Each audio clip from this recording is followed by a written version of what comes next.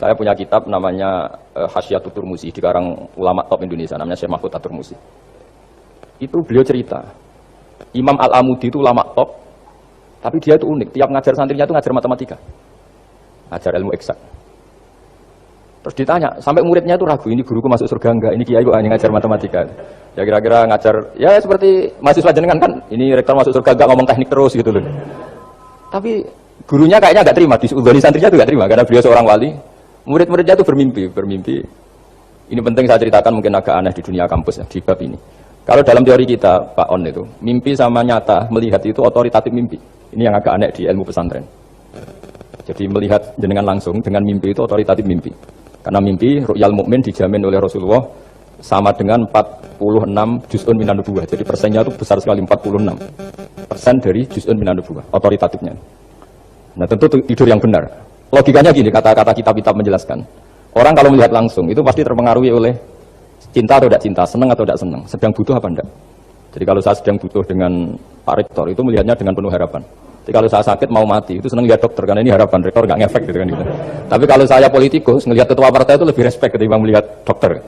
Jadi gara-gara banyak kepentingan ini melihat itu nggak pernah jujur itu, nggak pernah jujur. Jadi kebodohan manusia justru karena melihat itu kalau dalam teori kitab.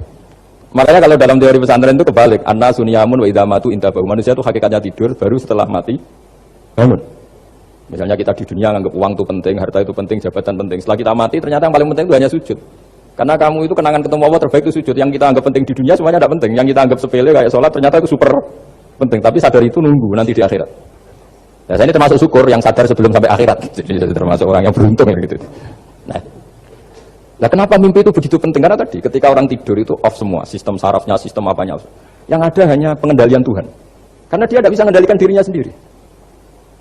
Apalagi kalau tidurnya benar ya tentu pakai wudhu, terus pakai doa-doa, terus menghadap kayak mayit itulah, standar mayit, menghadap ke kiblat kayak posisi mayit itu. Sehingga dia ada intervensi pada dirinya sendiri, ya tidak punya keinginan dari dirinya sendiri. Kamu kan nggak bisa ingin, wah tidur ingin ketemu wanita cantik kan tidak bisa tentukan gitu.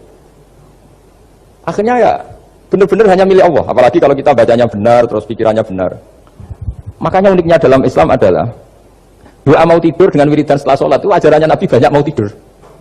Wiridan subhanallah 33, alhamdulillah 33, wabar 33 dan disempurnakan seterusnya itu. Itu ijazah Nabi kepada Sayyidah Fatimah itu untuk mau apa? Tidur. Bismika wada'tu jambi wa bismika arfa'u. Sampai doanya panjang. Allahumma aljatu dhuhri ilaika.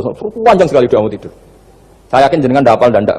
Paling ya bismika wada'tu jambi apa? Bismika Allahumma ahyawam. Itu sebagian ustaz bilang itu doa ngaji katanya. Ada seorang ustaz saking mangkelnya, ibu sudah baca doa ngaji? Belum, itu doa bismika Allahumma ahya bismika wa amut. Wah itu kan doa mau tidur Pak Ustaz. Ya biasanya kalau ngaji tidur. Jadi doa itu kalau itu doa mau. Akhirnya mimpi itu penting. Karena di situ manusia enggak punya nafsu, enggak punya keinginan. Sehingga yang ada itu kata Nabi itu ada sitatun wa arba'una juz'an minan nubuwah. Sehingga dulu itu mimpi itu jadi sarana betul. Kita tahu kan cerita orang-orang dulu, Fir'aun itu kurang jahatnya, kurang kelirunya.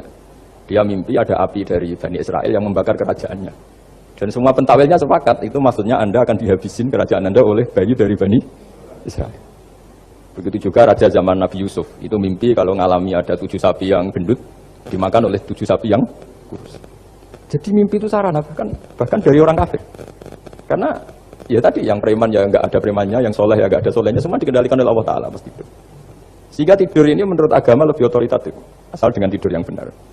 Jangan tidur sambil ngerokok, terus terbangun karena ininya kena itu. Nah, cerita-cerita unik begini, kalau ada orang pesantren itu tidak tahu. Karena ini memang khas-khas pembalikan satu fakta yang diyakini orang banyak. Sehingga ulama dulu itu cerita, ini saya teruskan. Imam Amudi itu akhirnya murid-muridnya mimpi. Mimpi di situ tanya, Pak Ustadz, Anda masuk surga enggak ketika hidupnya hanya nerangkan matematika? Oh iya, saya bahkan enggak sekedar di surga. Malaikat dikumpulin Allah untuk mendengarkan presentasi saya ngajar matematika. Jadi kata dia cerita, Allah bilang gini ke malaikat, hei para malaikatku, kenapa kamu iman sama saya? Ya karena saya melihat engkau ya Allah, melihat kekuasaan engkau. Tapi imannya orang ini itu melebihi iman kamu. Wah ya tidak bisa, saya melihat engkau langsung, ini tidak melihat engkau langsung. Kenapa begitu yakin seperti yakin kita? Oh iya. Terus Imam Amudi, silahkan ajari matematika. Imam Amudi mulai ngajari matematika. Terus beliau ngajarinya sederhana. Angka 2, 3 sampai ribuan sampai jutaan itu bin nisbat ilal wahid nisbatun wahidah, yaitu nisbatul far'i ilal asli. Hanya ngajar itu dok. Dunia ini apapun banyaknya variannya, apapun banyak makhluknya, itu semuanya adalah nisbatul far'i ilal asli. Angka 2 ya cabangnya 1, 1 juta ya cabangnya 1, semua itu dimulai dari 1. Jadi di mana-mana hitungan itu dimulai dari 1. Dan 1 ini harus ada, yaitu Tuhan. Matematika akhirnya malaikat, keren juga maksudnya. Keren juga maksudnya. Akhirnya Allah bilang, dan itu didawuhkan juga oleh Rasulullah SAW, tuba liman amanabi walam yaroni. Yang hebat itu imannya orang yang enggak melihat saya. Makanya masyhur itu malaikat ditanya Allah, siapa iman yang paling kuat? Ya kita, karena melihat engkau langsung ya Allah. Para nabi. Terus tapi yang dari sekian pertanyaan itu jawab sama, yang paling ajaib adalah umat-umat Muhammad di akhir zaman, enggak menangi nabinya, juga enggak pernah lihat surga neraka, tapi iman sama saya. Dan mereka punya cara untuk imannya itu berkualitas sama dengan kamu para malaikat. Ya diantaranya dengan cara logika yang saya utarakan tadi.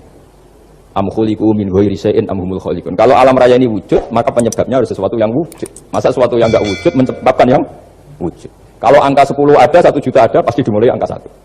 Makanya nisbatus naini wal arba'ah ila ma la nihayatalaha, itu semuanya nisbatul far'i ilal asli. Semua angka berapapun jumlahnya, itu binisbat ilal wahid adalah nisbatul far'i ilal asli. Itu cara-cara, makanya tadi, kajian ilmu itu tidak ada habis-habis.